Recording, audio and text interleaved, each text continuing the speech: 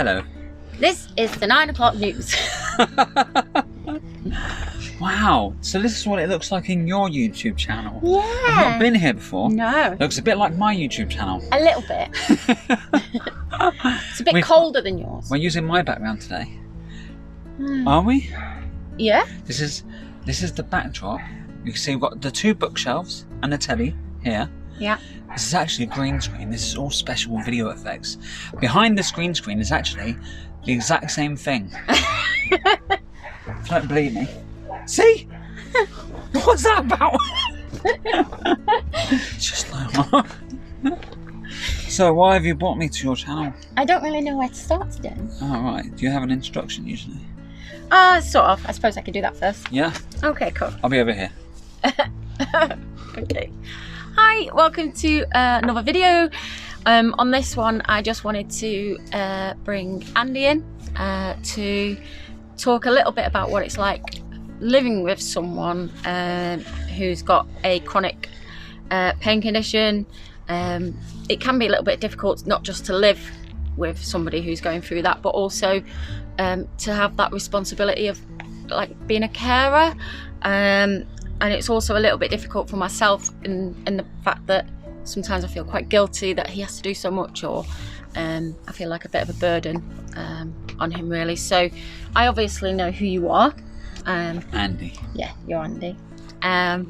So yeah, it was just really to have a bit of a chat of what it's like from your perspective, because I know there's going to be many people out there who have got fibro or another chronic condition, and you know, not everybody has I suppose kind of relationship where we have, where you know but yeah, so yeah. Sorry, I coughed. It's okay. Oh my god, what if I've got the virus? So I'll be okay. Okay, it's quite cold out here. It's bloody freezing. We're in a tent in a field. God, can't wait till we move out of here. Yeah. To a warm land. A place that's got walls. Can you imagine it? I can't imagine it. If you're new to this channel and don't understand, we live in a caravan in a field with an awning, a massive grand awning with bookcases and sofas in it, but still a tent. And it is currently minus 500 degrees Celsius. Yeah. So they could store the vaccines here if they wanted to. It's perfectly cold enough. Yeah. But yeah, it's freezing, isn't it? Yeah. Now, cold makes fibromyalgia worse. So we should probably look at moving the studio indoors at some point. Yeah. So today I've got my gloves on. These help keep my hands and fingers warm, and they're a bit like a tubey grip, so it's like got a bit of support there. And I've got a very fetching sarong made of a fleece blanket wrapped around my legs. Yeah. So yeah, it is quite chilly. She normally wears a Pikachu ring on her finger that I bought her, but when she wears these gloves, she has to take the ring off. But it was stuck on her finger, and so I had to inflict pain on her. Now, if you have fibromyalgia, then you know that like just a slight accidental tap can cause pain. So imagine my horror and Rachel's reaction when I had to pull. We used washing up liquid. Yeah. And I pulled it and I skinned her knuckle. Yeah, and we had to get it off, not just so I could use the gloves, but because my finger was swelling, and if we'd have left it, well, we don't know what would have happened. So I had to intentionally hurt you. Yeah, it was horrible. Yeah, it was kind of fun. It was not fun. It wasn't fun. No, I don't like it. So yeah, so I don't know how to start really. I was going to ask you some questions, but I thought that might be too formal. I just wondered, like, you obviously know that I always feel quite guilty, or I'll leave things because I can't necessarily do them, and I feel like a bit of a burden. And I know you tell me not to think like that, but yeah, I just want to know really what do you find most difficult about me having this condition, really? I don't find it difficult. I enjoy it. You enjoy me being in pain? I don't. Great. No. I wish you didn't have it. Yeah. But for your sake. But I don't find like becoming your carer challenging or difficult. Because I love you, so it's easy. Proper well easy. Well, there must be times where you must have felt frustrated, or Like, you know, oh God, do I have to do the dishes again? You know? Yeah, I understand that you think I would think that. Yeah. But you're not like a normal person, are you? No. No. I don't mind. I honestly don't mind. There are three things that I care for. Mm-hmm. One is a Rachel, one is a Cassidy, and one is a cat. So Cassidy is a 14-year-old teenager, so it's mostly self-contained. Yeah. The other one brings us bits of dead animals and That's throws not me. up sometimes and ignores me. Yeah. And the other one is Rachel, who lets me cheat at chess, because I'm not very good at it, and has the same mind nerd as me. We're brain friends. We are brain friends. I don't know, I've never struggled like having to take up all the responsibilities. The only thing that would be different if like you were more able is that the place would be cleaner, because I'm just not that good at it, at actually doing everything. So some things get left behind that maybe would have been done. But as far as doing the dishes, doing the cooking, filling up the barrels and emptying the toilet, I think it's more difficult, isn't it, being in a caravan, because we don't have the same chores that you would have in a house, and you know, it might be a bit easier to manage in a house because obviously we live in a field, so we're bringing mud and dirt in all the time, and there's nowhere to store a Hoover. No. So if I want to vacuum, I have to go and get the vacuum cleaner, which I luckily have one in my van that I use for work, but it's like the other side of the field. If we lived in a house, like the things that I wouldn't have to do, like emptying the wastewater and filling up the barrels and emptying the toilet, would free up so much time, where I could just actually like vacuum more often, or you know, do things like that, and you know, and things probably wouldn't get as messy because you're not walking through a muddy field and stuff like that. And also, I think if we find ways to use your disability as a tool for cleaning, like microfiber shoes. Oh, I used those the other day. I wish I had them with me now. I can get them. Where are they? Well, they're in the wash because I used them. Oh, okay. Yeah. I didn't realise you'd use them. Yeah, so the other day, my friend Natalie sent me some microfiber sock things that you put on your feet, and it's only something really, really small, and because I can just about walk through the caravan without too much problems, and there's not much floor space, I just felt like I could contribute a bit and did a bit of cleaning of the floor just using my feet and keeping my feet warm at the same time. Yeah, I did it the other day. That's cool. I'm glad you noticed I cleaned the floor. Right. Oh no, I didn't notice the floor. I assumed you'd put on your hands and knees. Oh no, I can't do that. No. Yeah, so I used those sock things, so they're really good. Oh, that's good. Yeah. Sometimes Rachel feels bad that I'm doing everything, which I guess I can understand. And so the other day I came home and she had done the dishes and cleaned the worktop and the hob and cleaned all the floor. And I was very grateful, but Rachel was very, very dead and probably took yesterday, was it the day before yesterday you did that? A couple of days, yeah, for me to get over that. Yeah, and so yesterday, you were really bad. It's just not worth doing it. I'd rather do everything and reserve as many of your spoons as possible. Which, if you don't know what spoons are, that's a very odd thing to say. Yeah. But yeah, you'd have all 12 of your spoons. Yeah. Because you've just sat at home patiently waiting for your man to get home. Yeah. And then you can become active. Yeah. Like a sleeper cell. Yeah. Because sometimes it's because we both like write and have like similar interests. We haven't been writing as much recently, mainly because I've either not been up to it or just, like I say, run out of spoons, or I don't really know why. We just kind of fell out of a routine and we're kind of struggling to get back into that routine. So I need to try and save my spoons so I can do my writing. And if you don't know what the spoon thing is, it's just this theory that to try and help others understand what it's like to live with a chronic condition. So you maybe start your day with 12 spoons, and if you didn't sleep the night before, like you'll immediately take away a spoon. And then you use different amounts of spoons for different things, and everything from getting up and having a wash, eating soup, eating food, and then so by the end of the day you might be on minus spoons, or which means then you're going to suffer either that day in the evening or the next day and the next day and the next day, and sometimes flares can last days or weeks or months. And it's really sucky, but I do sometimes. I knew I was going to struggle doing everything like not everything, but doing a few things the other day, and I knew I'd struggle, and it was hurting, but I am quite stubborn, and I just wanted to do something so he didn't have to do it when he got home. And I did really pay for it. I did a bit of a migraine episode yesterday, so we ended up really not doing much at all. Just like, luckily we'll just lie down and read comics, or you know, all those cool hip things that people do. Calcifer, say hi to the audience. Look how he just wants to stay with us all the time. Oh, he's going to sit on my knee. Okay, so Calcifer's joining us now. I think talking about caring for you, I think if we were in a relationship where we didn't find each other's company so easy, yeah, I think then it could become challenging. But like, yeah, we just connect in so many ways. I think because our relationship is so easy, there's no burden on that side, and so the only burden is really doing chores, which are just things that you have to do. They don't take any emotional toll on me. Yeah. So it doesn't drain me. No. It's just a physical activity. Yeah.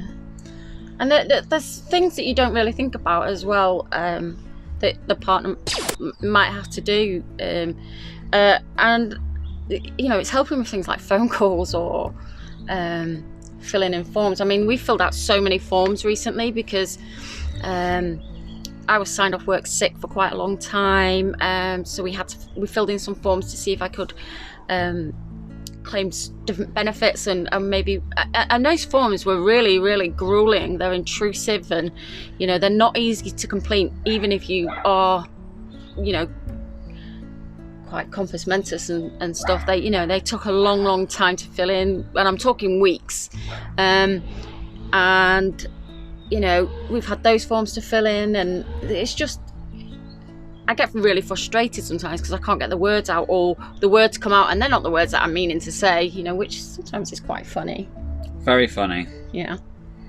What was it you said the other day? When you finished doing the laundry. Yeah. And you were doing the dishes. Yeah. You called the dishes laundry. Yeah. I didn't know what you were talking about. No. Bye, cat. Yeah, so what else can we talk about? I suppose you have to kind of push me around, not in a mean way. Sometimes when we're shopping and about, we got a wheelchair. Very safely and maturely, I push you around the wheelchair in the shops. Yes.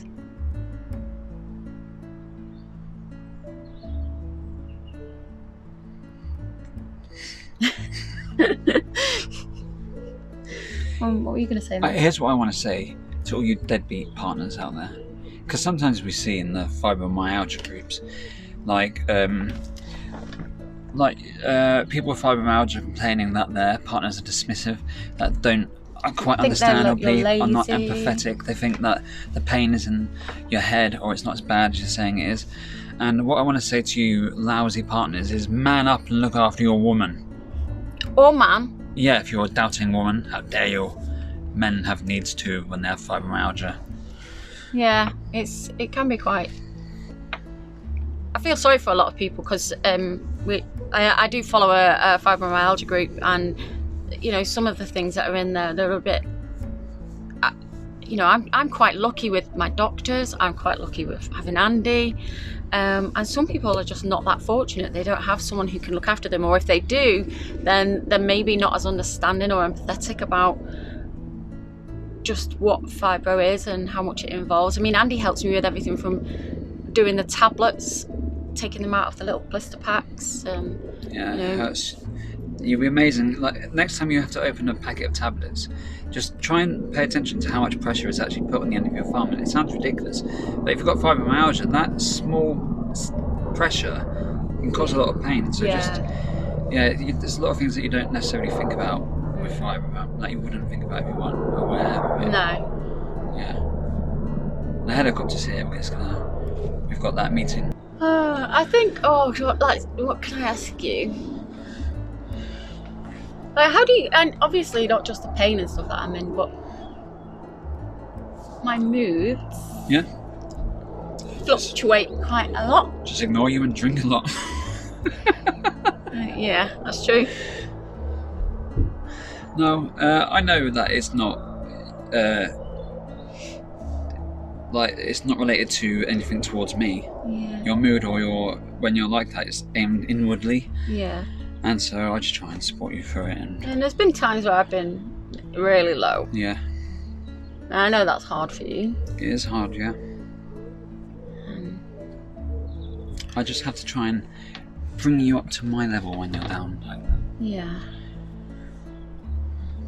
I sometimes feel a bit bad that I can't, like, when I'm really low and I can't be there, like, for you as well. It's like, that kind of eats up at me a bit. Yeah. Yeah. Yeah, I get that. But then, I'm okay, so... And we used to do so many cool, fun things. Yeah. And It's much harder to do cool, fun things now. yeah. Because things are exhausting for you. Yeah.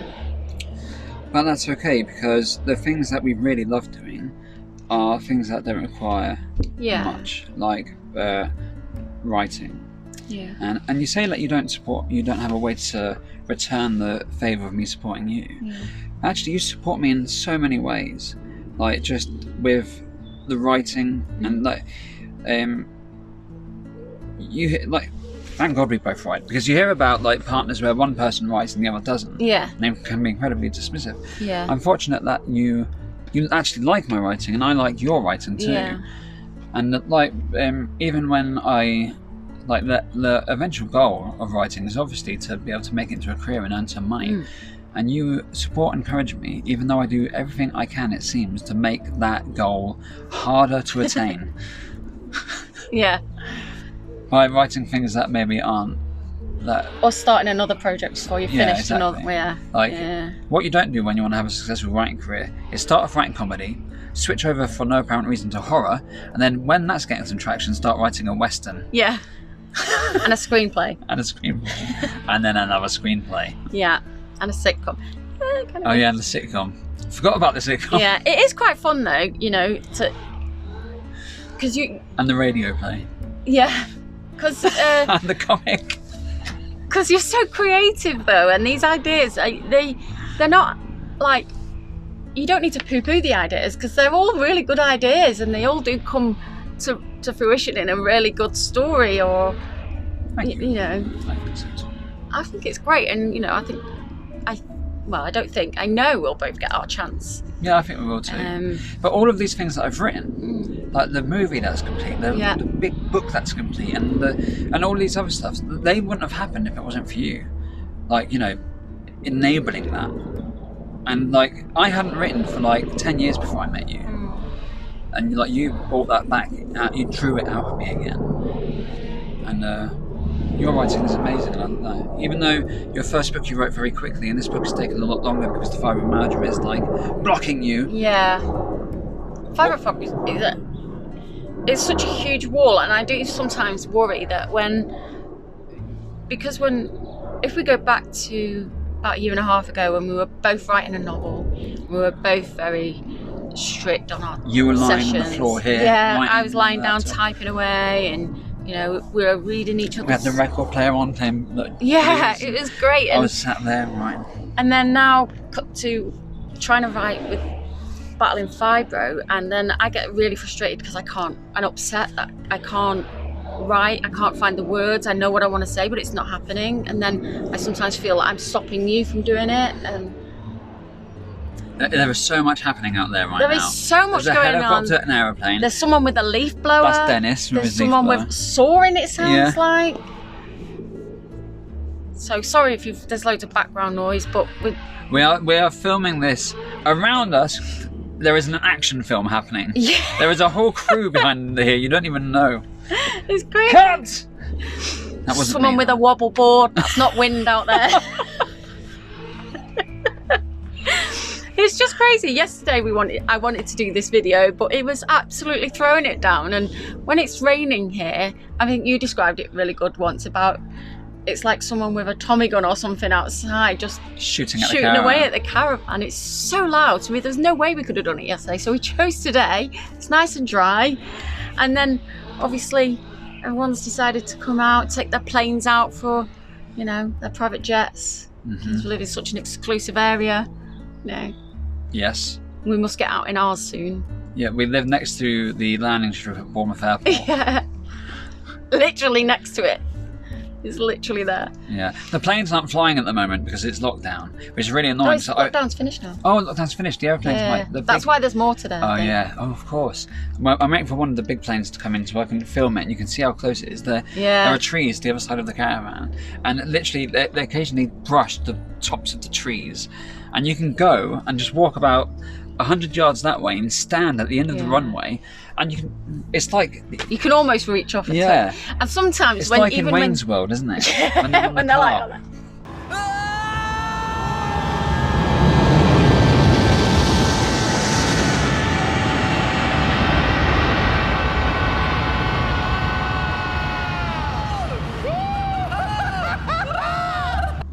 Sometimes when the big ones are coming in, you literally duck while you're in the caravan. Yeah. You know it's not going to be there, but you think, oh, it's a bit close, that one. There was that big plane that it was like an army carrier plane, and it had to abort its landing, and because it got too close to the tree.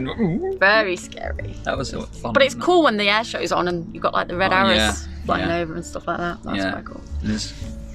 Digress, sorry. Oh yeah, we're supposed to be talking about what it's like to be your partner. Yeah. All the appointments that I have to go for. Yeah.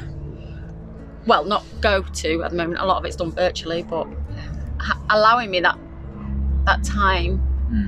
Because sometimes I've been doing some sessions with a psychotherapist with EMDR. So usually they take place when Andy's at work, but there has been occasions where you've been here and, you know, he's just given me that privacy of being in the caravan so I can do that, and he maybe sit out here and or go to the shop and just give you your space. Yeah, there's no pressure there. You don't have to ask, it's just understood.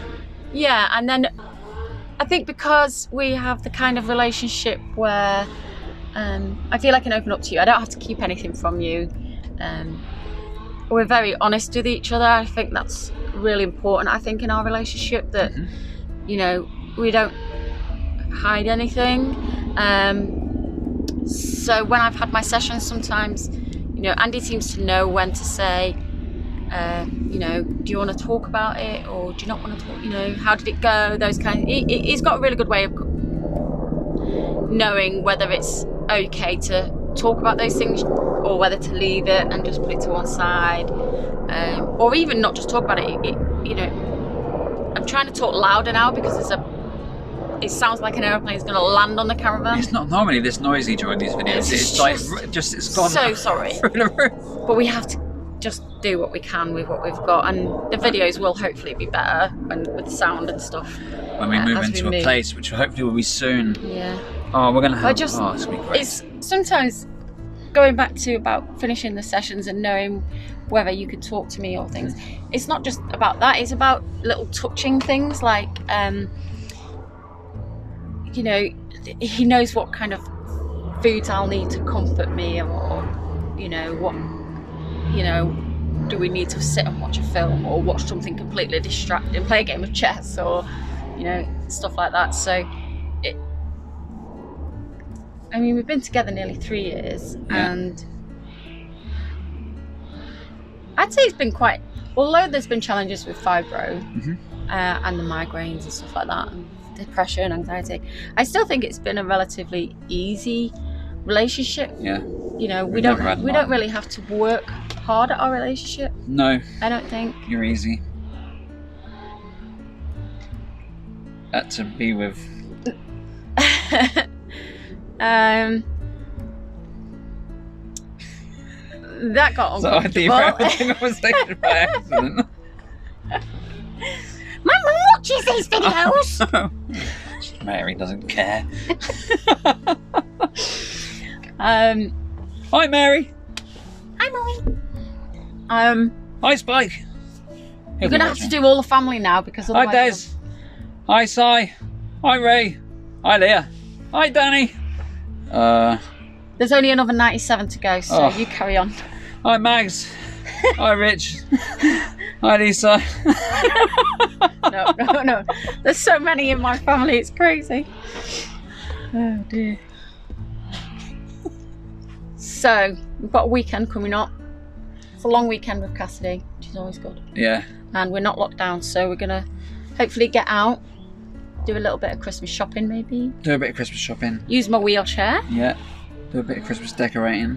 You're going to draw on the windows with chalk. I am going to draw. I'm going to convince the teenager to watch a Christmas film. That's not going to happen, unless you Or put X-Files. Bernard and the Genie on. Bernard and the Genie. That's what we're going to watch. Let's just talk about that instead. Instead of Fibro? Yeah. That's the point of my channel. Oh, yeah. Go on YouTube and search for Bernard and the Genie. It's made by Richard Curtis and it stars Lenny Henry and... Who's that guy? Who's the actor? Something Cunningham? Cummings. Alan... We are so sorry. Bernard, isn't it? Bernard. Right, he plays Bernard. Rowan Atkinson's in it. Rowan Atkinson's in it. So it's made by the Blackadder team. It was first on TV in 1991. Wasn't really shown again. I luckily recorded it on VHS and I got to watch it all the time. Sorry, this isn't what this video is about. People don't seem to know about it. It's on YouTube, all of it. It's bad quality video, but watch it, you'll love it. It's the best Christmas film ever made. That's what we're going to watch this weekend. Isn't it? Maybe. Yeah. Sorry. That's we okay. can cut that out. That's okay. And also, oh god, this video seems a little bit slapdash, doesn't it? I don't know. I think it's fun. It's not really been very, very useful for. This was meant to be an insight into the world of a carer and how you deal with the challenges you face every day. This is meant to be one of those serious videos. It was informative. Yeah, informative, not For the serious. viewers. Yeah. But we have given them pleasure instead, which is what I aim to give you as a carer. I can be serious if you want. You can ask me a serious question and I'll answer it seriously. Go. Okay. How do you feel when I am crying because I'm in so much pain? I hate it, and it sucks that there's painkillers that you can't take, like tramadol, because it messes with the other tablets. I wish that I could just have the pain instead, so that then you could just have a break. If we could share it, the fibromyalgia, a week each, I would do that. Yeah. And then things like, not sleeping and... I don't know how you do it. I don't know how you can not sleep for 3 days in a row and maybe have an hour and a half and still manage to be as with it as you are. Because I fall asleep quite easily, and I generally get at least 6 hours sleep at night, at the weekend more. Yeah. And when I get home from work, which I don't have a hard job, I get home and need a nap. Yeah. I don't know how you do it. No. It's tricky. Yeah. The insomnia is hard to find. Fatigue's it's weird because you do have fatigue and you're exhausted and you want to just sleep, but you just can't. Yeah. You can feel really drained and okay, I feel like I'm just gonna crash straight away. And the minute you get in bed, you're wide awake again. And I'm trying to be quiet so not to disturb him while you're sleeping and things like that. It's really hard. Yeah, I don't know how you do it. It's really tough because, if fibromyalgia, there are no medication dedicated to that condition. You're just using medication that exists to try and hammer fibromyalgia down a bit. Yeah. And it doesn't work very well. There's no really good method out there at the moment and every now and then you hear about a discovery that's just around the corner, and somebody will post saying, oh, they've discovered it's a form of an immune autoimmune disease? Yeah, the people you'll see it come up that they've discovered it's actually an autoimmune disease and this drug will fix it. It's not an autoimmune disease. No. It just isn't. Yeah. And that's been proven. But and there isn't just one thing that can fix it. You have to manage the symptoms, and then when you get one symptom under control and something else starts, you risk trying a treatment for that and then stopping. Yeah. I mean, the amount of tablets I take, I can barely keep up. I can only do that because of you. Yeah. And then you're trying to you try to increase the dose of one drug, and because that's gone up, it means you can't take this other drug you're taking. Yeah. So then you have to switch that out for another painkiller or something, and it doesn't work the same. And then that painkiller happens to destroy the interior of your stomach lining. That's so horrible. And so then you're in more pain, and then because that's happened, you can't take. It's such a hard condition, and like 1 in 20 people have fibromyalgia. Yeah. I'm amazed that there isn't more awareness about this condition, because there should be. There absolutely should be. There's so many people who suffer from it or don't know that they have it. You know, it's more common probably than even those statistics. Yeah, I think, but it's crazy. Yeah, and sometimes people who maybe aren't aware of it are a bit like, you can't possibly be in that much pain all of the time. No. You know, but it is called chronic pain because it's there all of the time. It's not like. And because you get used to dealing with the pain in your own way, you can't go around like this all the time. Yeah. And so you learn to compose yourself. And you have to smile or treat it with humour because that's the only way you can cope with it. Exactly. And so people see you smiling and happy and calm. And they're like, oh, she mustn't be in pain. Yeah, they must be having a good day. You know? When actually, you don't know what's happening, you know. Yeah, I think you know the odd tells, don't you, now, when it's when really you start bad. screaming uncontrollably, I know something's wrong. And like, it's just small things like, you know, even when you maybe like stub your toe or something, or you'll freak out. I freak out because for me, and I haven't even noticed I've done it. Yeah, because for me, if I do that, it's absolute agony. Yeah. And then you like, oh, didn't realise I did anything. Or... God, the worst thing is when she's in pain because of something I've done. Like yesterday, she decided for some maniacal reason to tickle me, even though she knows that my defences are automatic when that happens, and I nearly broke her thumb. It clicked. This knuckle here popped, and she was in so much pain. Yeah. I don't know why I'm laughing. I felt terrible. Yeah, but that was my fault. Oh God, it was so painful. Oh, I thought you were like, have you broken it? Are you sure it's not broken? Are you sure it's not broken? It really felt like it was dislocated for ages. Oh man, yeah. Hi, Calcifer. These are your people. Look. Yeah. What are you looking at? Anyway. Yeah. I suppose we should wrap this up then. Yeah, I hope. Like a Christmas present, we should wrap this up. Yeah. I hope this has been informative. I don't think it has been informative, but hopefully, it helps widen the understanding. And hopefully, you got a little bit of an insight into what our relationship's like, you know, and how we manage. We're a pair of clowns, really. Yeah. And if you want some more Andy Rachel action, coming up on my channel, me and Rachel are going to be doing a book v screen review where we are going to be talking about The Queen's Gambit on Netflix and the book, which we've both read and loved, and a bit about chess, which we've started getting obsessed with. So we'll put the link for Andy's channel below. That video won't be up yet. That will be next week. But there are videos on there. There already that you can take a look at and have a little giggle. Awful videos. Apart from all the ones I'm in. I do want to do, coming up for videos, I do want to maybe do something a little bit festive. Yeah. Because Christmas is coming. Wrapping with Fibro. Oh, that's probably not going to happen. I might just use tin foil. Because I could just fold and crimp. Ta-da! No, I mean like wrapping with Fibro. Oh, yes. I can bust out a wrap. Yeah. I'm going to make up a wrap. For the next video, I'm going to make a festive wrap.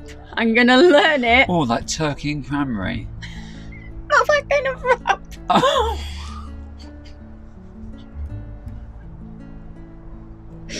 Oh my God. And I'm going to drop the mic. That's what the kids say, right? Yeah. Poor Mike. Hey. Just vibing. I'm doing what the kids do. Oh yeah, that's what Cassidy does. Yeah. subscribe. Yeah. So yeah, next video, I'm going to try and do a festive rap which incorporates Christmas and fibromyalgia. I'm well excited. I'll put down some beats for you. Yeah, you can do the beats, I can do the lyrics. Yeah. Mix it up. I don't know how to do that. We'll use the guitar somehow. Guitars, drum box. Yeah. I'm accordion. Up for this. Yeah. Pocket sax. Yeah. I'm up for that. That's good. So that'll be in the next video. I know this one was a bit higgledy-piggledy and all over the place, but it is what it is. Please like, subscribe. Gentle hugs. And peace out. I mean, it's right there, isn't it? On the helicopter. Yeah. Just making sure it's recording. Oh, please tell me it is. It's recording. Oh, wait. What do you mean, wait? Only one of us is in shot. There's nobody in this chair. There's Rachel. There's nobody here. Oh, no! Definitely nobody there. So funny.